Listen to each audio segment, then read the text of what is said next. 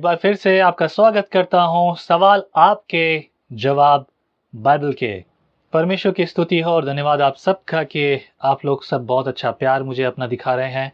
मुझे बहुत खुशी है कि आपको प्रभु के वचन से मैं सिखा पा रहा हूं। रिसेंटली मैं सुन रहा हूं बहुत से लोगों के जवाबों को जो आप मुझे डिस्क्रिप्शन में लिख कर भेजते हैं, व्हाट्सएप पर आप मुझे वॉइस नोट भेजते हैं, लिख कर भेजते हैं। एक बात बोलूँगा, जो भी कुछ आप लिखते हैं अपना नाम और अपना शहर ज़रूर लिख कर भेजें ताकि मैं आप सबके लिए लगातार समय समय पर प्रार्थना कर सकूं। आमीन। सवाल ये है कि बहुत बार बार ये सवाल मुझसे पूछा जा रहा है, 666 के बारे में एक्सप्लेन कीजिए। मेरे प्रियो, 666 बहुत बड़ी चीज़ नहीं है। इसे हवा बना दिया गया है, गलत तरीके से प्रचार किया जा रहा है। आप अच्छी रीति से समझ लीजिए कि 666 वाकई में है क्या। सवाल लोग पूछते हैं, क्या 666 शैतान का नंबर है या 666 परमेश्वर का नंबर है। बहुत सारे लोग मुझसे इस बारे में बहस करना पसंद करते हैं कि ये शैतान का नंबर नहीं परंतु परमेश्वर का नंबर है। सवाल ये है कि 666 शैतान का नंबर है या परमेश्वर का नंबर है। जवाब आपको मिलेगा, सवाल आपके, जवाब बाइबल के।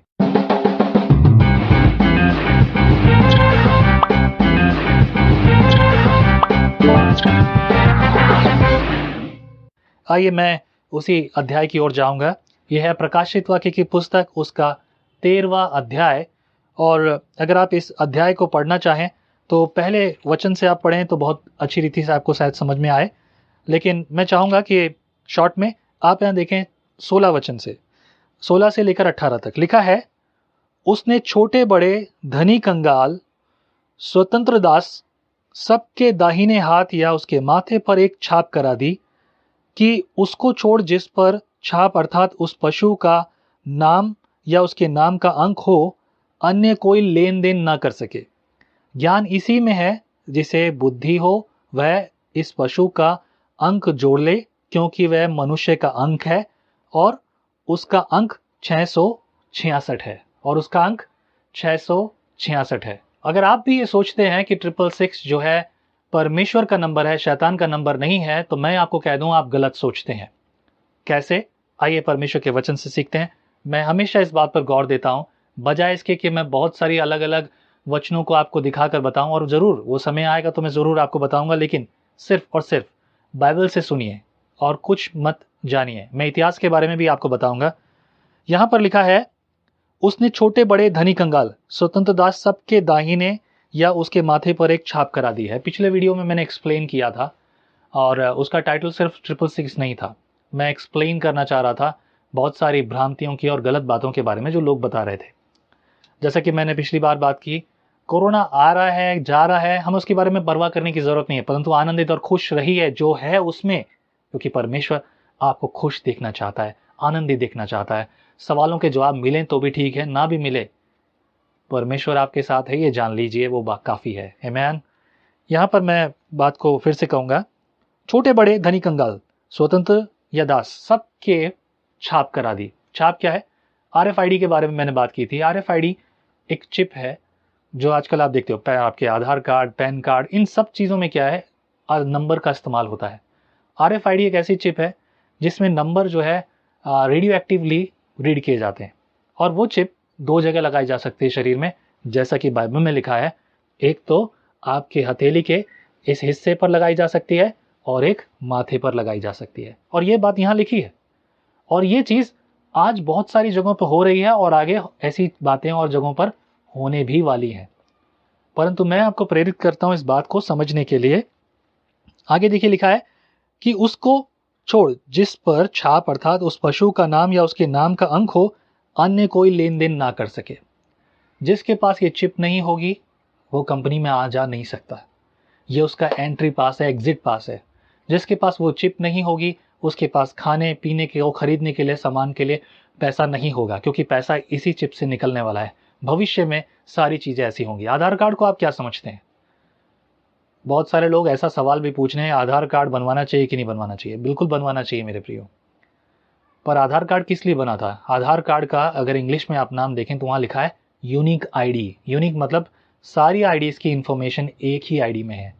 और ये जो चिप आपके लिए भविष्य में जब तैयार होगी, ये आपके लिए नहीं है, परंतु भविष्य में कुछ लोग ऐसे हैं जो अभी शायद सुन रहे हैं या नहीं भी सुन रहे, उनके लिए आईडी कार्ड ये चिप ज़रूर बनेगी, और वो बन चुकी है, चल भी रही है, लेकिन उसके बारे में बात और करूँगा मैं।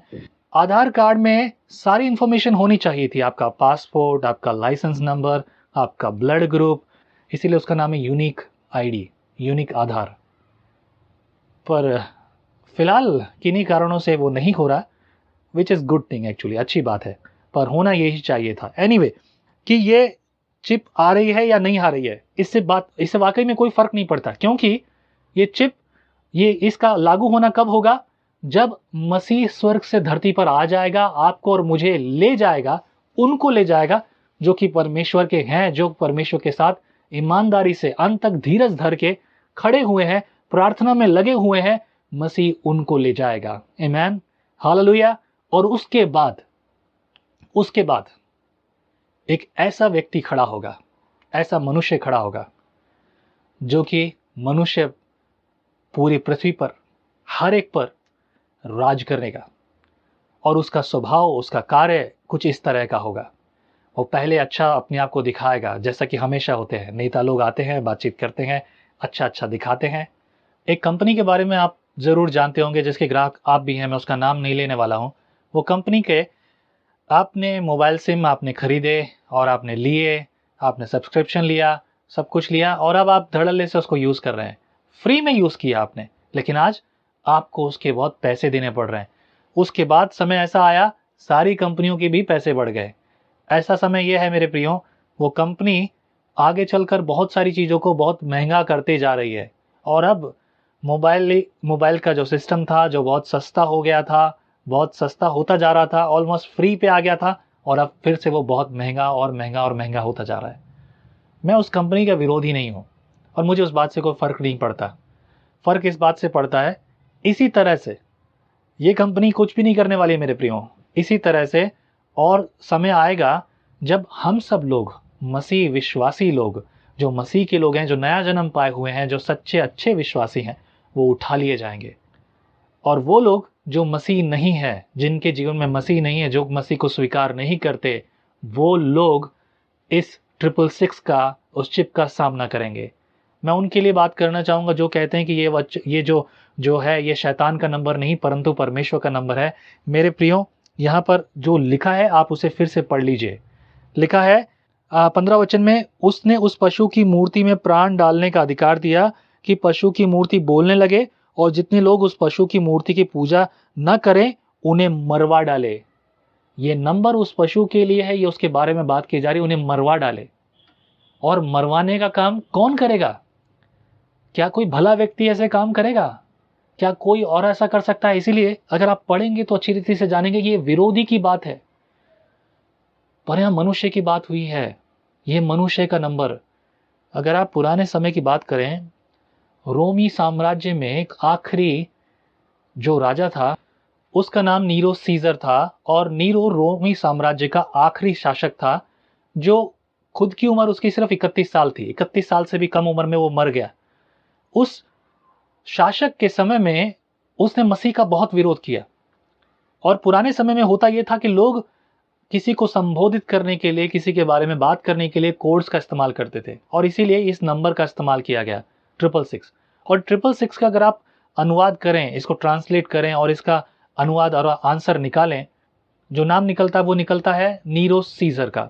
और ये नाम उस व्यक्ति का इसलिए लिया गया क्योंकि वो ऐसा क्रूर था, और महज 31 साल की उम्र में, 31 साल से भी कम उम्र का वो जो था, वो मर गया। उसका पूरा, और उसी के साथ साथ पूरा रोमी साम्राज्य समाप्त हो गया, खत्म हो गया। ये पहली शताब्दी की बात है, जब मसीह के जाने के बाद तकरीबन 36 यानी कि 36 AD, after death of Christ, 36 साल, इस बात को ध्यान रखिएगा, उसी पहली शताब्दी में। तब तक ये चीज़ें कुछ और थी वहाँ पर, लोगों के विश्वास के लिए, लोगों के जीवन के लिए। पर मैं अब ये कहूँगा, उस बात से भी कोई फ़र्क नहीं पड़ता कि वो कौन था। मालूम है 666 क्या है? मैं न्यूमरोलॉजी के बारे में ज़्यादा बात करना पसंद नहीं करता। मेरा व्यक्तिगत मोबाइल नंबर, उसके लास्ट में 777 है, dash dash dash 777 this is my number. इस नंबर में मैं देखता हूँ कुछ बातों को। आप देखेंगे बाइबल में बहुत सारी जगहों पर कहा कि 7 चक्कर लगाना, 7 बार तुरही फूकना, और यरीहो की दीवार गिरी, 7 दिन 7 चक्कर 7 बार तुरही, और वो सारी बातें आपको पता हैं। मैं उसके बारे में अभी नहीं बताऊंगा, मैं नहीं चाहता कि वीडियो लॉन्ग हो जाए।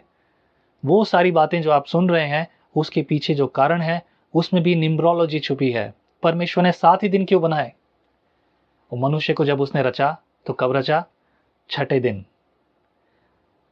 पहला नंबर क्रिएशन का, शुरुआत का। परमेश्वर ने सब कुछ देखा और सुंदर से बनाया। इसी तरीके से 5 दिन में सब कुछ बनाया, और 7वें दिन छठे दिन में परमेश्वर ने मनुष्य को बनाया, यानी कि आपको और मुझे बनाया। As a number of man, मनुष्य का नंबर। And 666 is the number of mark of the beast. ये मार्क है, ये चिन्ह है उस बीस्ट का, ऐसे का जो विरोधी होगा, जो मसीह विरोधी होगा, मसीह के लोगों का विरोधी होगा। क्योंकि आप और हम तो स्वर्ग चले जाएंगे, और आप और हमको जो लोग स्वर्ग चले गए उनको देखकर जो लोग मन फिराएंगे, अभी तक वो तो पृथ्वी पर हैं, वो लोग मन फिराने वालों को तंग करेंगे, क्योंकि वो समझ जाएंगे, वो सीख लेंगे, और वो परमेश्वर के वचन के अनुसार जीवन जीने की कोशिश करेंगे, ताकि अगली बार मसीह का अनुग्रह उन पर हो। लेकिन अफसोस की बात है, तब मार्क ऑफ द बीस्ट उनको जीने नहीं देगा, क्योंकि जिसके पास ये छाप नहीं है वो ना कुछ खरीद सकेगा ना कुछ बेच सकेगा, परंतु उसके लिए समझ लीजिए लगभग मृत्यु तय है। मैं आपको प्रेरित करूंगा, भूल जाइए इस बारे में, क्योंकि ये आपके लिए नहीं है। पर अगर आप मसीह पर विश्वास नहीं करते तो ये आपके लिए है, क्योंकि आपको इसे फेस करना है। क्योंकि हम नहीं जानते कि प्रभु किस घड़ी आ जाएगा, और शायद इसी घड़ी जब आप ये वीडियो सुन रहे हैं, और शायद अगली और शताब्दी तक हमें वेट करना पड़े। मेरे प्रियो, चिन्ह बहुत से नज़दीक हैं, बहुत सारे चिन्ह हैं जिन्हें हम ये देखकर पहचानते हैं, जानते हैं कि अभी आ रहा है। एक और बात जरूर मैं बोलूंगा, इन दिनों टिड्डियों का हमला बहुत हो रहा है। लोग बोल रहे हैं कि टिड्डियों का हमला पहले कभी नहीं हुआ। हर साल होता है, हर साल। आप अखबार पढ़िए, थोड़ा सा पढ़िए, देखिए, अपने आसपास देखिए, हर साल टिड्डियों का हमला होता है। किसी साल थोड़ा ज़्यादा, किसी साल थोड़ा कम, और हर साल टिड्डियाँ आती हैं। और सोशल मीडिया पे लोग इसका अलग ही तरीके से प्रचार कर रहे हैं। लोग उस टिड्डियों के वीडियो के साथ ना जाने कैसी कैसी आवाज़ों को मिलाकर और कैसी कैसी बातों को, देखो परमेश्वर के वचन में लिखा है। अरे हर साल हो रहा है मेरे भाई, आधे अधूरे ज्ञान को मत लीजिए। प्रभु के एक दास जो प्रभु में सो गए हैं, मैं उन्हें हमेशा याद रखता हूं। उनका नाम है रेवरेंड क्लॉड वी रॉबर्ट्स। वो एक शायरी हमेशा बोलते थे, कच्चा गुरु कच्चा चेला, नरक में जाके ठेलम ठेला। आपका और मेरा गुरु कच्चा नहीं है, यीशु मसीह है। पर अगर आपने और मैंने आधा अधूरा ज्ञान लिया, क्योंकि वो लोग जो ये कहते हैं कि 666 जो है मनुष्य का नंबर नहीं परंतु परमेश्वर का नंबर है, उनके लिए ये बात मैं कहूंगा, क्योंकि वो कच्चा गुरु कच्चा चेला। अभी तक आपने नहीं सीखा, सीख लीजिए, ना मुझसे ना किसी और से, परंतु पवित्र शास्त्र से। इसीलिए तो लिखा है, तुम सत्य को जानोगे और सत्य तुम्हें स्वतंत्र करेगा। आमीन। प्रभु आप सबके साथ हो मेरे प्रियो। मैं आपको प्रेरित करूंगा, लाइक एंड सब्सक्राइब कीजिए। अगर आप हमारे चैनल पर पहली बार आए हैं तो मैं आपसे निवेदन करूंगा, अगर आपको प्रभु ने आशीष की है, अगर आपके हृदय में प्रभु बोता है, प्रभु आपके हृदय में प्रेरणा देता है, तो हमारे इस चैनल के लिए, हमारे रेडियो स्टेशन के लिए, लॉकडाउन के समय में हम भी बहुत परिस्थितियों से गुजर रहे हैं। डिस्क्रिप्शन में एक लिंक आपको मिलेगा मेरे नंबर के जस्ट नीचे, उस लिंक को क्लिक कीजिए। आप हमारे साथ प्रार्थना योद्धा हो सकते हैं, और आप हमारे लिए इस सेवा के लिए जो भी आपको बोना है बोइए, ताकि हम इस सेवा की आगे की जो ज़रूरतें हैं उन ज़रूरतों को पूरा कर सकें। प्रभु आप सबको इस्तेमाल करें। मैं साथ ही निवेदन करूंगा कि डिस्क्रिप्शन के नीचे आपको एक और लिंक मिलेगा, उस लिंक को क्लिक करने से आप रेडियो स्टेशन डाउनलोड कर सकते हैं, क्रिश्चियन विजनरी रेडियो। ये रेडियो स्टेशन 24 घंटे 7 दिन परमेश्वर की स्तुति के लिए, नए नए गीत, परमेश्वर की आराधना स्तुति के साथ साथ प्रभु का वचन और गवाहियाँ आपको सुनने को देगा। आमीन। प्रभु आप सबके साथ हो प्रियो। जय मसीह की।